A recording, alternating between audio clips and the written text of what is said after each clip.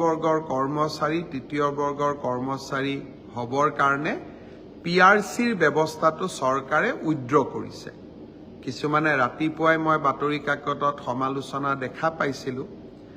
মই শিক্ষামন্ত্ৰীক সুধিছিলোঁ যে আমাৰ পিআৰচিৰ ব্যৱস্থাটো প্ৰত্যাহাৰ কৰা হৈছে নেকি। শিক্ষামন্ত্ৰীয়ে মোক কৈছিল যে গুৱাহাটী উচ্চ ন্যায়ালয়ে পিআৰচিৰ ব্যৱস্থাটো আইনী ব্যৱস্থা বুলি নামানে কাৰণে এই ব্যৱস্থাটো প্ৰত্যাহাৰ কৰিছিলোঁ। কিন্তু তাৰ পৰিৱৰ্তে আমি এটা ডাঙৰ ছেফগাৰ্ড দিছিলোঁ যে অসমত যদি কোনোবাই চাকৰি কৰিব খোজে তেওঁ অসমীয়া, বড়ো বা বৰাক উপত্যকাত চাকৰি কৰিব খুজিলে বঙালী, হিন্দী ভাষা জানিব লাগিব। অৰ্থাৎ লোকেল লেংগুৱেজ নাজানিলে আমাৰ অসমৰ মহাবিদ্যালয় হওক চৰকাৰী কাৰ্যালয়তে হওক কোনেও চাকৰি কৰিব নোৱাৰে। অৰ্থাৎ আমি লোকেল লেংগুৱেজৰ ওপৰত ইমানেই গুৰুত্ব দিছিলোঁ যাতে বাহিৰৰ পৰা কোনেও আহি অসমত চাকৰি ল'ব নোৱাৰে। সি যি কি নহওক, এতিয়া আমি দুইটা নিয়ম কৰিছোঁ যে পিআৰচিও লাগিব আৰু লোকেল লেংগুৱেজো জানিব লাগিব। মই ভাবোঁ যে অসমৰ প্ৰতিটো পোষ্ট, প্ৰতিটো চাকৰি আমি অসমৰ স্থায়ী বাসিন্দা, পিআৰচি ডক্টৰ মনমোহন সিঙৰো আছে, কিন্তু প্ৰকৃত স্থায়ী বাসিন্দাই যাতে চৰকাৰী চাকৰি পায় তাৰ বাবে আমাৰ প্ৰচেষ্টা অব্যাহত থাকিব।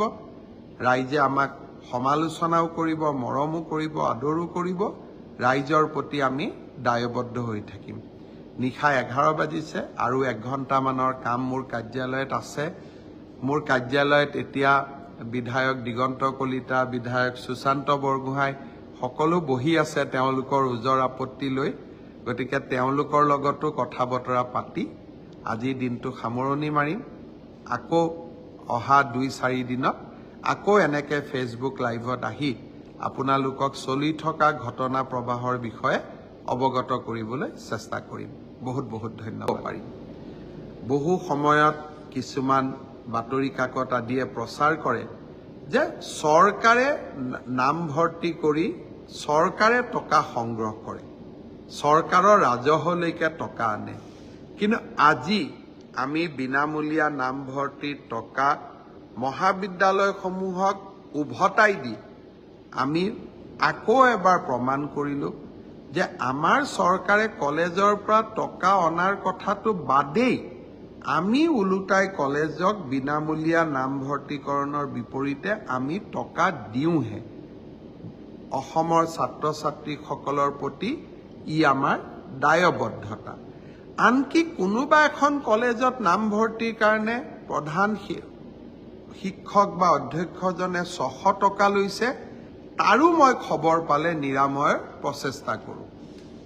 তাৰোপৰি ছাত্ৰ ছাত্ৰীসকলক বিনামূলীয়া চাইকেল, বিনামূলীয়া নামভৰ্তি, স্কুটি, এইবাৰৰ পৰা নিযুত মইনা আঁচনি, চৰকাৰী বা প্ৰাদেশিকৃত মহাবিদ্যালয় বা বিশ্ববিদ্যালয়ত থকা ছাত্ৰ ছাত্ৰীসকলক হোষ্টেল মেছ ডিউজ ৰেহাই। আমি বহুতবিলাক ছাত্ৰ ছাত্ৰীৰ কল্যাণৰ কাৰণে কাম কৰোঁ আৰু এনে কাম ভাৰতবৰ্ষৰ খুব কম ৰাজ্যতহে হয়। নিৰ্বাচনী প্ৰচাৰৰ কাৰণে মই যেতিয়া বেলেগ ৰাজ্যত যাওঁ, মই যেতিয়া তাৰ ৰাইজক কওঁ যে আমাৰ চৰকাৰে হায়াৰ ছেকেণ্ডেৰীত ফাৰ্ষ্ট ডিভিজন পালে ছোৱালীক স্কুটি দিয়ে, তেওঁলোকে চকুত থৰ লাগি মোৰ ফালে চাই থাকে। বহুতে ভাবে মই অসত্য কথা কৈছোঁ। মই যেতিয়া কলিকতাত গৈ কওঁ যে কলিকতাতকৈ অসমৰ পেট্ৰল ডিজেল সস্তাত দিওঁ আমি, কলিকতাতকৈ অসমত পেট্ৰল ডিজেলৰ দাম কম, কলিকতাৰ মানুহে মোক বিশ্বাস নকৰে। কিন্তু গুগলত পৰীক্ষা কৰিলে আপোনালোকেও গম পাব যে গুৱাহাটীত পেট্ৰল ডিজেলৰ দাম কলিকতাতকৈ কম। আমাৰ ৰাজ্যখন সৰু, কিন্তু আত্ম অভিমান আমাৰ আছে। সম্পদ নাথাকিলেও কাম কৰাৰ সদিচ্ছা আছে আৰু সেইকাৰণে আমি নিৰলসভাৱে ৰাইজৰ হৈ কাম কৰি যোৱাৰ প্ৰচেষ্টা